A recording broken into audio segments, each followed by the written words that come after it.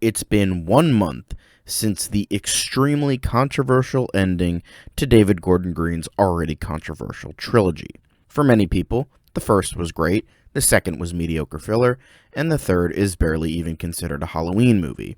I like the trilogy overall, but it does have many problems that I feel could have been rectified. While I do genuinely think that we should have gotten just the one movie and it would have been fine, let's say that it was always meant to be a trilogy, even though it's highly likely that Kills and Ends were only greenlit after the success of the first one. But it's kind of wonky on what was actually greenlit and what wasn't, but I'm just going to do a trilogy from the beginning because that's what we got. First off, Halloween, or as many people call it, Halloween 2018. Since there are 2 other movies with the same goddamn title, let's change this fucking title. I always thought Halloween Returns would be a good one, just like the canceled movie right before the David Gordon Green trilogy was greenlit. However, that might be too confusing, so my friend offered another alternative that I liked even more. Halloween Lives. Is it kinda gimmicky? Yes, but it's no less dumber than Halloween Kills. You're already personifying Halloween, might as well do it from the beginning. So now, Halloween has been renamed to Halloween Lives. With that, is there anything else to change? I think so. Much like in my videos on No Way Home and the Suicide Squad, I mentioned the dumb humor that needs to be toned down. Well, same here. There are plenty of dark and brutal kills or suspenseful moments that are undone by a joke. The biggest example being with the 2 cops talking about Vietnamese sandwiches for some reason. So, get rid of those. Then there's the podcasters, Aaron and Dana. They literally exist to give Michael his mask, and that's pretty much it. You could make the argument that they further tempted Michael to have him escape, but he was probably going to already do that anyway, so it's a moot point. Same friend offered a solution to this. Have Aaron be the new Loomis. He already knows so much about Michael, and if he doesn't die, he could warn Haddonfield about Michael again. Or team up with Laurie to help her stop Michael. So instead, Aaron lives and Dana dies rather than the both of them dying. In this version, he would also survive the entire movie. You could still have Dr. Sartain and his weird quest to bring Michael and Laurie together, but he would more so be Loomis in the literal sense while Aaron is in the metaphorical sense. Then finally, we are going to move the 1978 flashbacks from Kills to the beginning of this film to sort of ease people into this new trilogy, as well as find out why Hawkins has a personal connection to Michael, as well as the fact that that's what Green apparently wanted to do in the first place, but it was nicked for whatever reason. And that's about it. Everything else would stay the same, with the exception of one thing I will state soon. Now we move on to Halloween Kills, where many of the changes will happen along with Halloween Ends. Now, I said this in my discussion on the Cool Kids stream, link will be in the description, but Halloween Ends really would have been better if it was the second movie. We have major characters getting introduced that change up the status quo. It's a different take on everything we saw before, and it's more about the trauma of Haddonfield, which I feel is a better direction taken for the second movie, because the ideas presented have more room to grow if there was another entry after this. So essentially, what I'm saying is, in my version, Halloween Kills essentially becomes Halloween Ends, or at least what Halloween Ends was trying to do, but majorly tweaked to fit into the narrative of the second film rather than the third film. Film starts out the same. Corey is the last-minute babysitter for the shithole kid Jeremy. Accident happens, kid dies, and Corey is blamed. However, the major difference is it happens on the same night as Halloween Lives. Remember how I said there was one more thing I was changing about Halloween Lives? Well, this is that thing! It's going to be mentioned at some point during Halloween Lives that Jeremy dies. It'll be a conversation between Hawkins and Laurie asks if it was Michael, and Hawkins states that it was this college kid named Corey. That would be the extent of it. Just some foreshadowing to show that this was all actually planned from the beginning, because wouldn't that be nice? Trilogies actually being planned from the beginning. What a thought. Anywho, we then cut to the title sequence. Then, at the end, we see a title card that reads, October, 2 years later. Yeah, so I'm not doing the same night thing because, again, it's just Green reiterating what came before with Halloween 2. I get it, he wants to have his Easter eggs and references to the original 3 films, but sorry, I care more about having a planned concrete story with a point rather than shamelessly inserting references to movies that are no longer canon. But what the fuck do I know?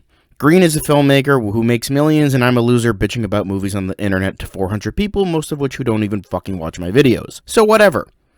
Anyway, trying to get the actual story down here. So, first act. Let's set up our characters. In this version, we are following Allison, Laurie, and Corey, just like Halloween Ends. However, since this is the second movie, Karen and Cameron are still alive, so they are inserted into our Halloween Kills/Ends hybrid.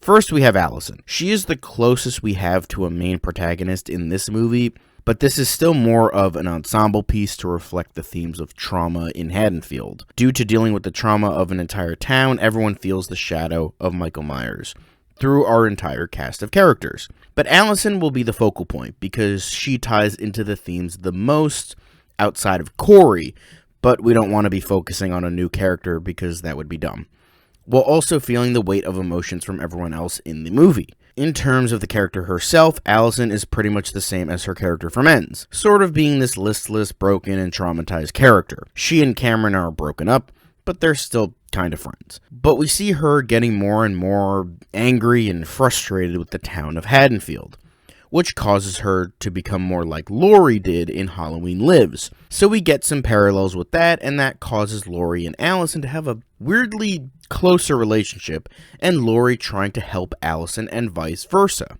Speaking of Laurie, in this movie, we do actually have Laurie trying to move on. Similar to the movie we got, since in this case there is a bit more of a concrete idea, as of right now at least, that Michael Myers is most likely dead. And so it actually fucking makes sense to have Laurie move on in this case, than Laurie having a 40-year mission, her daughter fucking dying, and then, despite Michael Myers still being alive, gives up for no reason. Sure, okay. So the way she tries to move on is through a support group, and this is where we will get all of our fun little cameos.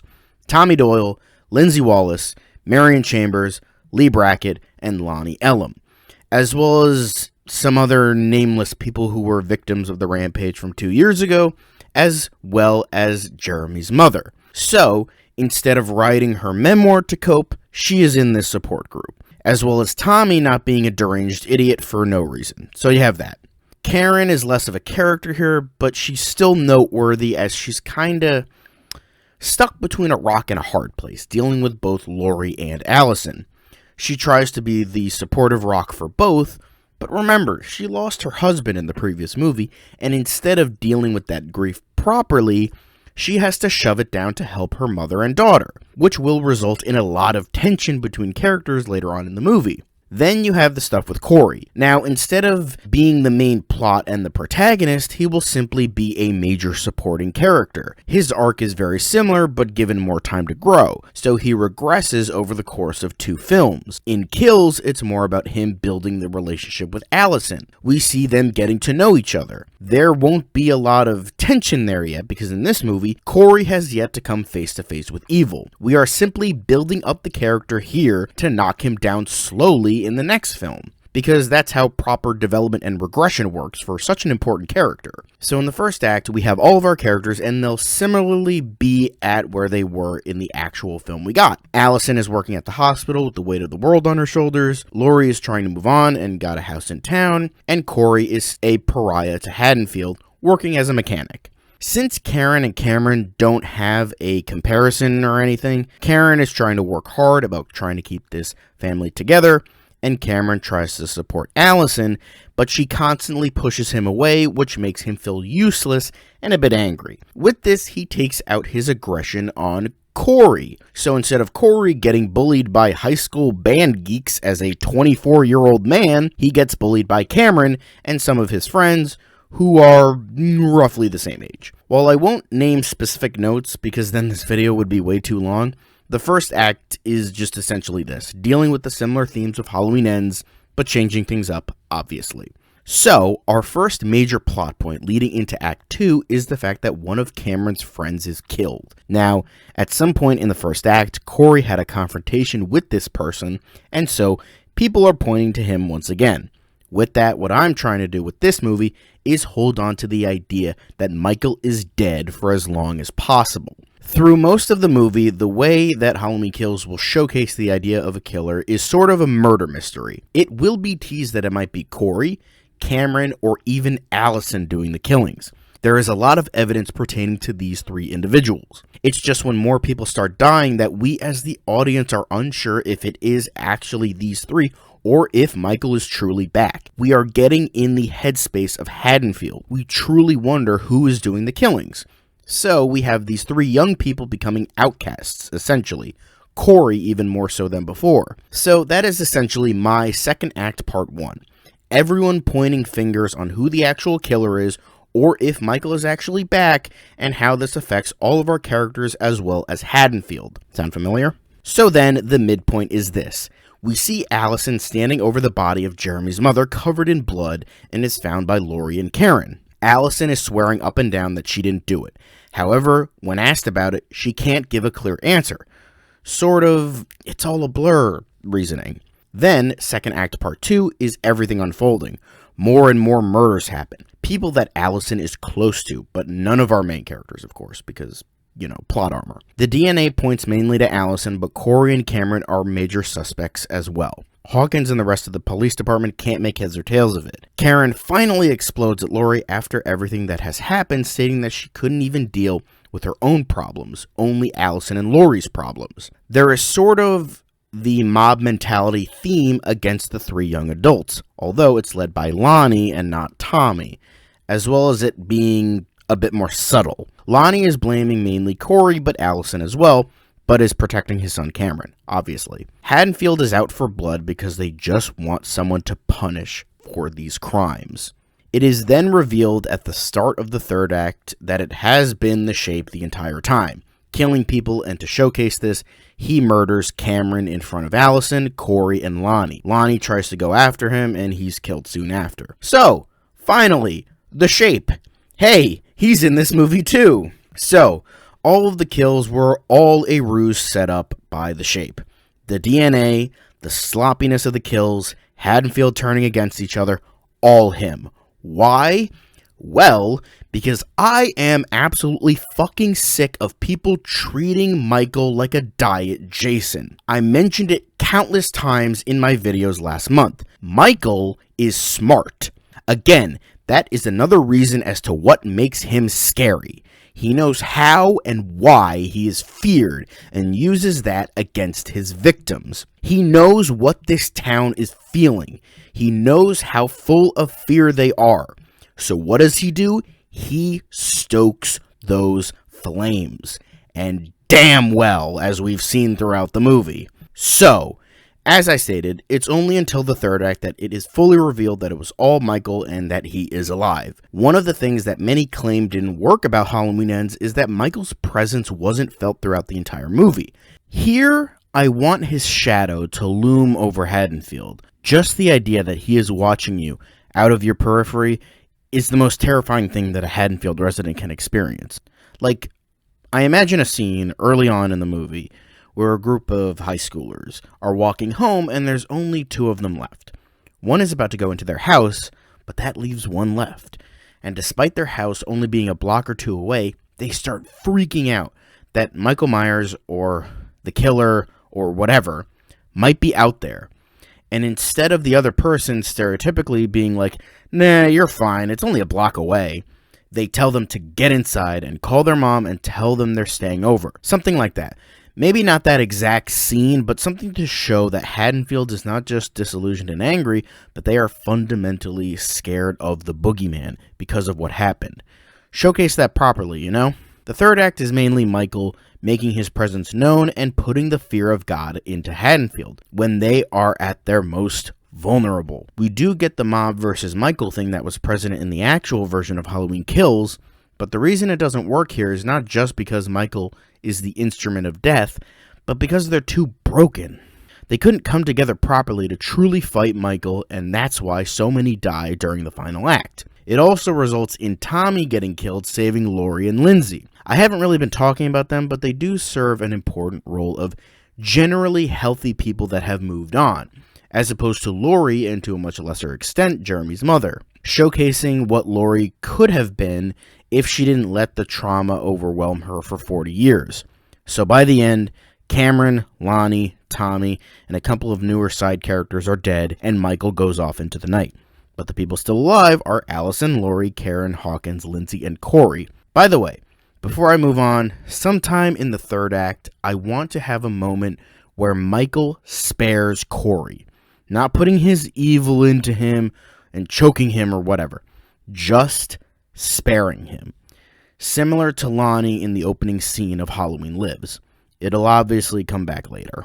With this, let's move on to Halloween Ends. So this one is going to be a bit more difficult to talk about since we essentially took Ends and put it into Kills. And I don't plan on taking Kills and putting that here. So I'm essentially making an entirely new movie with some plot threads that carry over. Like Corey regressing and becoming a new shape, his relationship with Allison, Allison becoming more traumatized and broken and not realizing the warning signs when Corey becomes more unstable, and that kind of thing. I also want to mention that it takes place another 2 years after Kills, so now we are in this universe's version of present day. So, first act, it shows that Haddonfield essentially became a ghost town.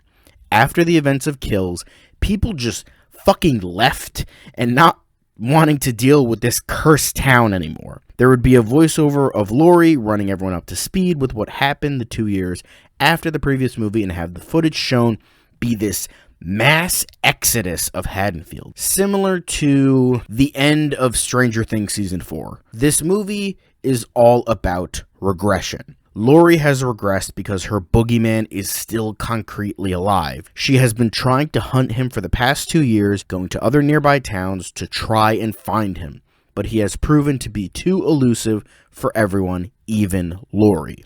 So, Laurie has become an alcoholic again, Allison has lost her job and barely talks to anyone anymore. Karen has been taking care of her and doesn't even try to push her to do anything anymore.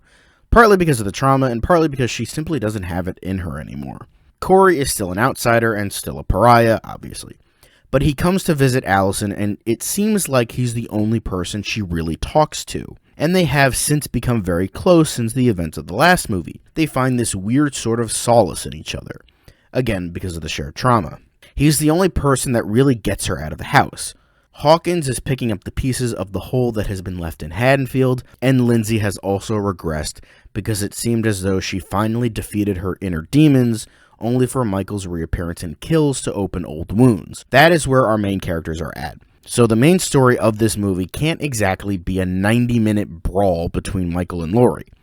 But it's not going to be a 5-minute tacked-on ending either. I was trying to think of a way that this movie could appear fresh and new while giving the fans what they were promised with the trailers. With that, in a weird sort of way, I'm having everything shown almost through the lens of Michael. Stay with me here. I won't be explaining him or have him be the main protagonist, don't worry. We will just be getting more scenes of him doing what he does while also eluding the police and further taunting Laurie. So, with this, Halloween Lives will be the Laurie movie, Halloween Kills will be the Haddonfield movie, and finally, Halloween Ends will be the Michael movie. You could maybe even have Michael not being in Haddonfield for the entire time, showcasing that nowhere these people go who have left will be safe. Adding to the idea of the ending of the original Halloween of Michael being anywhere and you'll never know if he's just around the corner watching you. So, in the first act, we will get many scenes of our characters, but some will be through POV. Unsure if this is just camera trickery or if Michael is actually watching them. Many of the scenes throughout the movie will be people getting killed in Russellville and other surrounding towns, which Hawkins and Laurie try to get a handle on but cannot. Corey is slowly pushing Allison out of her comfort zone while also showcasing that over the last 2 years, he has become obsessed with Michael Myers, and his drive to kill is this built-up anger towards Haddonfield, and this obsessive idea that Michael spared him, so he has some sort of destiny with him. But we all know that that's pretty much bullshit, because we know Michael is random. So, I eliminated the whole psychic connection horse shit, because stop trying to explain Michael's evil. We don't need it explained. I understand what Green was trying to do with it being more of a general examination of evil, but when you have Michael essentially transferring his evil into Corey, it's dumb. You can examine the idea of evil without going into Michael and what makes him tick, and have this fucking psychic connection bullshit. So pretty much, The first act is going to be the parallels between Michael and Corey, as well as Laurie going through her regression, as well as Allison throwing caution to the wind, and Karen losing everything she has to the point where she joins her mother in her quest for vengeance. This leads to the finale of the first act. I would want 3 fights against Michael to happen in the movie. One where Laurie is victorious, which will be the final fight.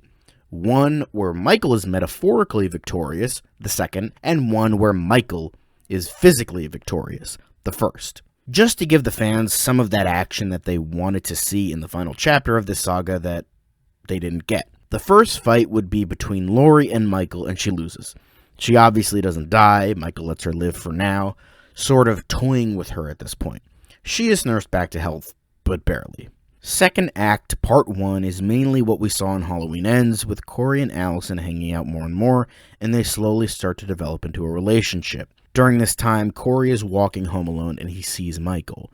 He tries to communicate with him, but Michael just stares at him. It's almost like they have an entire conversation with just their eyes. And then it cuts to something else. Again, this isn't Michael transferring his evil or anything, just showing how Corey can fall. Maybe it's Corey believing he got some power from Michael or something. Maybe it's there, maybe it isn't, who knows. So while Laurie is recovering, we focus on mainly Corey and Allison and a little bit on Karen. Then we reach the midpoint, where we see the Shape once again. The second fight would be Allison and Karen against the Shape.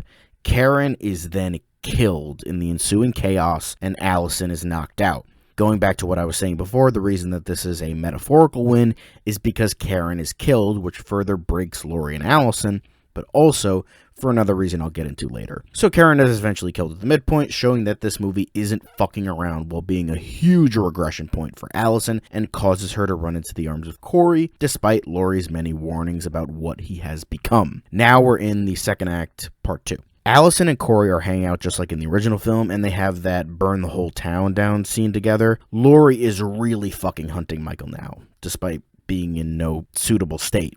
Lindsay is trying to be the angel on Laurie's shoulder, pretty much, even though Laurie has faced the worst that any human can possibly experience with losing a child. Lindsay is trying to help her, even though she more than understands that Laurie now will not stop until Michael is dead. That's been Lindsay's role throughout the entire film, but she plays the most important part in part 2 of the second act. Michael is lurking in the shadows, eluding Laurie and killing. Then finally, we get to the third act. Corey and Allison are at Jeremy's old house, and what they don't know is that Laurie has been following them for a certain reason that I will get into. Allison and Corey are talking, and he says something that clues Allison in on what happened the night her mom was murdered. It is soon revealed that it was Corey who killed her mom because of some insane reason. Maybe he saw her as an obstacle, maybe he did it because he felt like it, I don't know. And neither should we. Allison could be asking him, why do you do it? And he never gives a clear answer because, like his idol, he is random. That's when Laurie has burst in with her pistol, and before she can do anything, Allison grabs the gun and shoots him 6 times. She then turns to Laurie with tears in her eyes. Are you proud of me now? And then Laurie says, I don't know what to think anymore. This is stated because this is such a shade of gray moment. Despite the fact that Laurie did not want Allison to end up like her, she lost her mother and Laurie lost a child. That is something you do not come back from, or at least not easily. So this might seem like the right course of action, despite some years ago both were focused on moving on. Laurie doesn't know what to feel, and all she knows is that she needs to kill her demon by any means necessary, and doing so will help Haddonfield and, more importantly, Allison heal. So, Laurie then grabs the gun and reloads it and heads out. By the way, the reason she was following them in the first place is because she found out Corey killed Karen by some means. Before she goes, she tells Allison to call Hawkins and wait here for him and make sure Corey is dead. Then finally, the third brawl is somewhat similar to what we got, but less stupid, and is pretty much the entire third act. It takes place all within Laurie's house. She throws everything she has against him, stabs him in various places with various weapons, shoots him, hacks into him, hits him, and does all this shit, and he is still coming back. Then she hears a voice ringing in her ear. You can't kill the boogeyman, said by a young and an older Tommy from the previous film. She then finally says, I might not be able to kill the boogeyman, but I will kill you, Michael. They then further fight into the basement, and a gas line is purposefully punctured by Laurie. Michael then grabs her by the throat and backs her into a wall. She then chokes out, "Happy Halloween, Michael. This is for Karen, Tommy, and Judith." He perks up and she lights a match and they explode. Both hearing the explosion, Allison and Hawkins reach the house when they realize what's going on, and it's a raging fire. The house caves in on itself and we see Michael's smoldering corpse, akin to Halloween 2. The entire town, or at least what's left of it, stands to watch the raging fire as it brings Laurie's house down to ashes. It focuses on Allison, Hawkins, and Lindsay. The next morning, Hawkins and Allison are looking over the rubble with some firefighters and see 2 corpses, one of which is Laurie and the other being Michael. Definitively, no Halloween Resurrection bullshit. Allison takes an axe from one of the firefighters and cuts Michael's head off in a fit of anger. She then cries over the ashes while Hawkins comforts her. There's a funeral for Laurie, and as Allison gives a final narration about trauma and moving on. Allison is then driving away from Haddonfield, similar to the actual film. We then cut to Corey's dead body in the house. He rises up and turns his head just like Michael, and it cuts to black. We hear him breathing, and then the classic Halloween music begins to play. That is my changed version of the Halloween Reboot Trilogy. It's not perfect, but I feel that this was more so a completed story and had arcs that were properly set up rather than the hodgepodge we got. Despite the fact I do enjoy Halloween Kills and like what Halloween Ends tried to do. Hence why I tried to keep much of the latter in the final films, just majorly tweaked where it would work and is given more time to develop. I think I'm going to make separate videos detailing more plot specifics because I was really getting into these ideas. I was really having a lot of fun, so I guess look out for those in the future. But that's all for now. See you next time.